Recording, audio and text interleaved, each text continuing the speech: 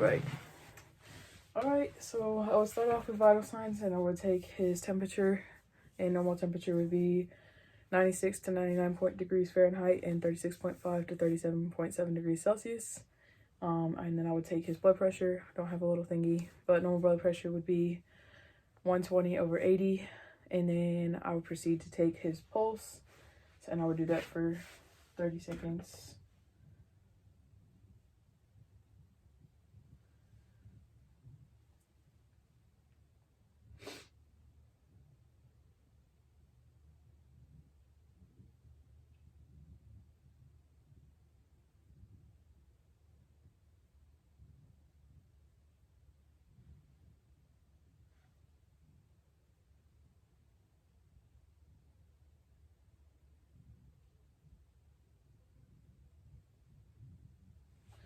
All right, so I got 32 beats per minute, and that would make 64.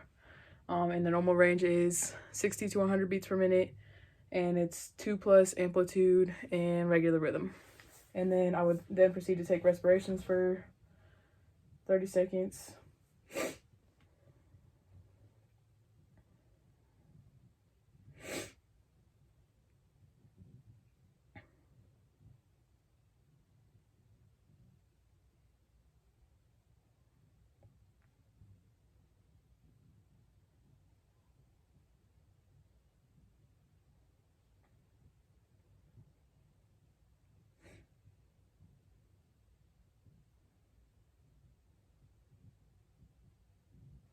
All right, so respirations was 7, so that'd be 14 respirations per minute, and normal is 12 to 20, and it's even and unlabored breathing and moderate depth.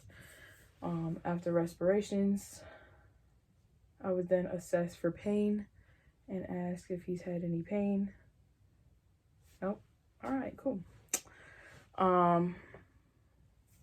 After I do that, I then proceed to do a neurological exam, and I would ask him questions such as, what's your name, what's your birthday, what month is it, what day is it, what did you last have for breakfast, why are you here, and where are you at, just to test. And I would say that patient is A&O times 4 after they answer, if they answer right.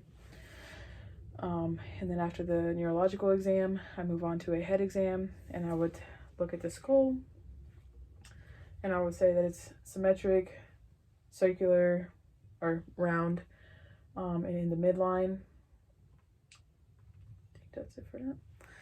And then I would then assess the eyes, and I would be testing cranial nerve 3 and making sure the pupils are equal, round, and reactive and accommodate to light. And I would check the exterior eye and make sure there is no redness or drainage noted. And then I would move on to checking the ears for redness and drainage, and there's no redness or drainage noted. And then I would check the nose and have them do the patency test, which is, I believe, occluding one nostril, sniff, occlude the other nostril, sniff, and patency would be good. And then there's no deviated septum noted, and there's no drainage noted as well. And then I would move on to the mouth. And I would check their buccal cavity. Well, I wouldn't grab them like that, but I would say that the buccal cavity is pink, moist, there's no lesions, masses, or decay noted. And then I would check the teeth, also no lesions, masses, or decay noted. Then I would check the tonsils, which is +1+, no exudate, no redness, no swelling noted on the tonsils. And then I would have them open their mouth and say ah, and make sure, and testing cranial nerve 9 and 10, and make sure the uvula and soft palate move up and down on phonation. I'll also check to see that the uvula is pink, moist, isn't irritated, and hangs freely in the midline. Okay. Mouth, neck. I would then assess the patient's neck, and I will come back to that.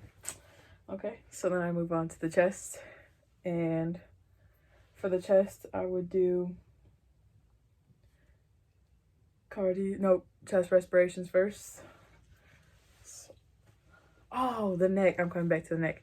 Okay, so the neck, I would check for breaths by checking with the bell, the diaphragm, and having them hold their breath. And then I would check the carotid on both sides and make sure that it's 2+ amplitude and regular rhythm. And same for when I took the pulse on the wrist in the beginning. And then I would do, after that, make sure there's no breaths. Then I would do the respirations on the chest and listen for breath sounds, starting supraclavicularly here, like this, and then moving in this type of fashion. And on the back, I would go from C7 to T10, listening for inspiration and expiration, making sure not to listen over any breast tissue or bones. Excuse me, sorry. And then on the right side of the patient, I would check on the 2nd, 4th, and 6th intercostal, because the right side has 3 lobes. And then on the left side, I would check 2 lobes on the 2nd and 6th intercostal for breath sounds, and make sure that they are even and moderate in depth and unlabored breathing. I would then move on to check cardiovascular, which you would check the aortic, pulmonic, herbs, tricuspid, and then mitral. And you could also listen to all of these with the bell of the stethoscope.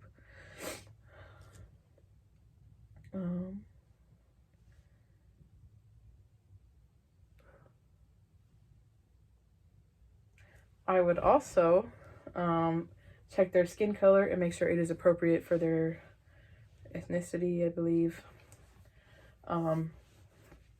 After that, I would check for edema or swelling anywhere on the body. And I would also check the capillary refill, which is usually 2 to 3 seconds. And I would check the skin turgor. And then I would also check the radial pulse and the pedal pulse and make sure that it is 2+ in amplitude and regular rhythm. And then I would then move on to the abdomen. So we're just gonna turn him this way. Yep.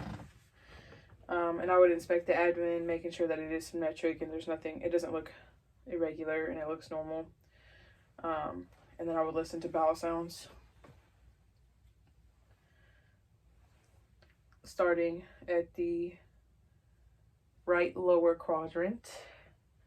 And then I'd be listening for a minute over each quadrant and moving clockwise. So then I would move up to the right upper quadrant, left upper quadrant, left lower quadrant, and making sure that I hear 5 to 30 bowel sounds within each quadrant. And then I would lightly palpate over the quadrants, and I would make sure that there's no pain or tenderness or guarding happening while I do that assessment. Kind of can't do it on this. And then I would do musculoskeletal, and I would assess my patient's gait and make sure that they, whenever they walk, that it is even, like even weight distribution, the posture is erect, toes pointed forward. And then I would also assess their muscle tone and make sure that it is equal tone symmetrically bilaterally.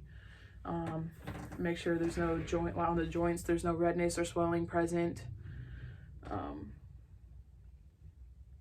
I would also do a push and pull test to test for strength in their muscles and joints and make sure that it's even on both sides. And